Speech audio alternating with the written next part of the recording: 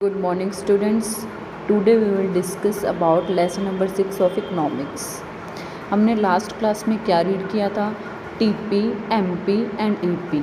ये क्या होते हैं? हम इसको रिवाइज करते हैं. टीपी मतलब होता है total product is the total amount of goods and service produced in A given period. एक निश्चित टाइम पर हमने जो भी सर्विसेज और गुड्स का प्रोडक्शन किया है उसकी टोटल क्वांटिटी, उसको बोलते हैं हम क्या? Total product. जैसे हमने इनपुट लगाए, ठीक है, उससे हमें जितना भी आउटपुट आया वो एक फिक्स्ड टाइम पर वो हमारा क्या होगा? Total product. यानी कि आउटपुट को टोटल प्रोडक्ट बोलेंगे. ठीक है, ये हमारा हो जाएगा टीपी.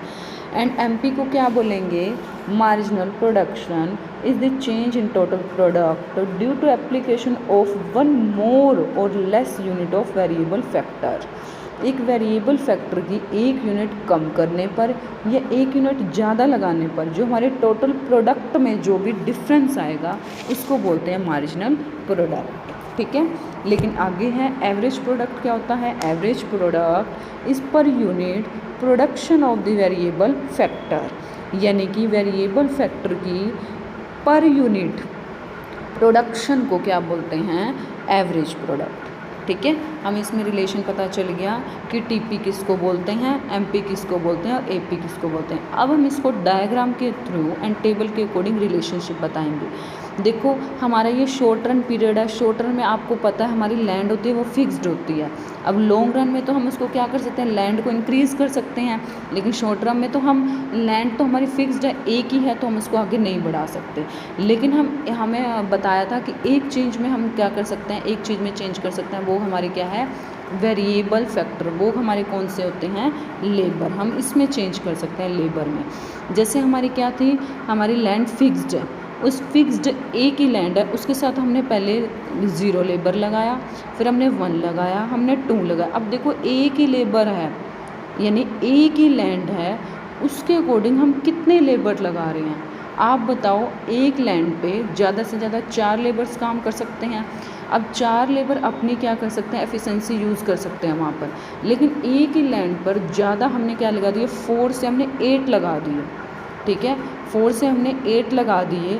तो आप बताओ, वो अपनी जितनी एफिशिएंसी उनमें है वो यूज़ तो करेंगे. 4 तो अच्छे से यूज़ कर रहे थे एक लैंड को. एक ही लैंड को 8 लोग कैसे अच्छे से यूज़ करेंगे? वो टोटल प्रोडक्शन बढ़ने की बजाय वहाँ पर भीड़ हो जाएगी. ठीक है, लोग आपस में बातें करने लग जाएंगे, उनकी एफिशिएंसी ऑटोमेटिक कम हो जाएगी. यानी कि हमें टोटल प्रोडक्शन बढ़ने की बजाय हमें क्या हो जाएगा? कम मिलना स्टार्ट हो जाएगा. ठीक है, तो क्या हो जाएगा? देखो, हम टेबल से समझते हैं. जैसे मान लो हम पहले लेते हैं टीपी. टीपी आपको बताया था टोटल प्रोडक्शन, यानी कि टोटल प्रोडक्ट जो हमने इनपुट लगाई उससे आउटपुट मिला, वो टोटल प्रोडक्ट. ठीक है, अब टोटल प्रोडक्ट से हमारा क्या निकलेगा? एमपी. ये निकलेगा. जैसे 0, 6, 6, 20 में से 6 गए 14, 48 में से 20 गए 28. ठीक है, टीपी में से हमने एक एक्सेस लगाई वेरिएबल लेबर की, वेरिएबल फैक्टर्स की, और एक लेस की. जो टोटल प्रोडक्ट में डिफरेंस आएगा, ठीक है, वो क्या हो जाएगा? हमारा एमपी हो जाएगा. ठीक है, इसमें से हम माइनस करेंगे. देखो, ये आ गया. उसके बाद एपी क्या होता है? एपी मीन्स वेरिएबल फैक्टर की पर यूनिट प्रोडक्शन को एपी बोलते हैं. जैसे टीपी टोटल प्रोडक्ट, एल क्या है हमारा? 1. 10 को 2 से करेंगे, नहीं 20 को 2 से करेंगे 10, 48 को 3 से करेंगे 16, 72 को 4 से करेंगे कितना आएगा? 16, 18. उसके बाद 80 को 5 से करेंगे कितना आ जाएगा? ऐसे ऐसे करके ये क्या आ जाएगा? हमारा एपी आ जाएगा. ठीक है, उसके बाद देखो, हम इसको किससे दिखाते हैं? हम इसको उससे दिखाते हैं फिगर 2 से, डायग्राम से. हमने क्या लिया? यहाँ पर वेरिएबल फैक्टर ले लिया जो हमारा क्या है? लेबर. लैंड तो हमारी फिक्स्ड है. अब हमने क्या कर दिया? देखो, के पॉइंट से हमारी 3 यूनिट का पता चलेगा. हमारा टीपी कहाँ तक? 3 यूनिट तक. 3 यूनिट 48 है. के पे हमारा 48 आ गया. 48 तक इंक्रीज़ हो रहा है टीपी.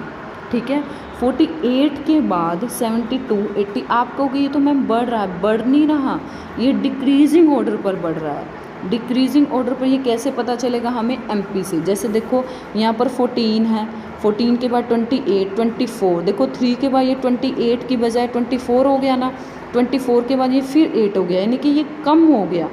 उसी के बावजूद टीपी बढ़ रहा है, इंक्रीज़ हो रहा है, लेकिन डिक्रीजिंग ऑर्डर पर। ठीक है, हमें किससे पता चल गया, एमपी से।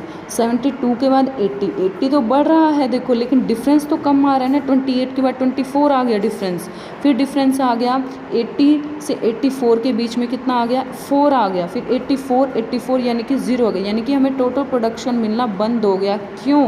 क्योंकि हमने एक फिक्स्ड लैंड के साथ लेबर्स ज़्यादा यूज़ कर लिए। टोटल प्रोडक्शन बढ़ना चाहिए था, लेकिन टोटल प्रोडक्शन क्या हो गया, डिक्रीजिंग ऑर्डर पर बढ़ रहा है। ठीक है, ये हमने देख लिया। उसके बाद एपी है, ये तो हमेशा पॉजिटिव रहेगा, क्योंकि एपी का मीनिंग होता है लेबर। जैसे हम टोटल प्रोडक्शन कर रहे हैं, हम कुछ ना कुछ तो लेबर वहाँ पर लगा हुआ है, कुछ ना कुछ तो हमें दे ही रहा है ना, वो चेक डिक्रीजिंग ऑर्डर पर दे रहा है उस लैंड को। ठीक है, एपी तो हमेशा पॉजिटिव रहेगा, लेकिन एमपी होता है वो नेगेटिव भी हो सकता है, ज़ीरो भी हो सकता है, पॉजिटिव भी हो सकता है। ठीक है, एमपी और एपी हमेशा क्या रहेगा, पॉजिटिव रहेगा। देखो यहाँ तक के तक क्या हो गया, ये इंक्रीज़ हो रहा है। के बाद अभी बताया था डिक्रीजिंग ऑर्डर पर क्या हो रहा है, इंक्रीज़ हो रहा है।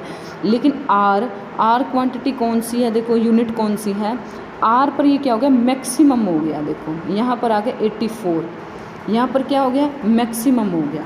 मैक्सिमम के बाद हम इसका एमपी का रिलेशन देखेंगे। एमपी और एपी 0 से स्टार्ट नहीं होते। क्यों नहीं होते? क्योंकि टोटल प्रोडक्शन का ही डिफरेंस होता है एमपी, और टोटल प्रोडक्ट में से क्या लेते हैं हम, लेबर लेते हैं, इसलिए हमेशा कभी भी ये 0 नहीं होता। तो हमने क्या स्टार्ट किया, 1 से। 1 पे हमारा एमपी क्या है, 6 के बाद 14 के बाद 28 आ गया। देखो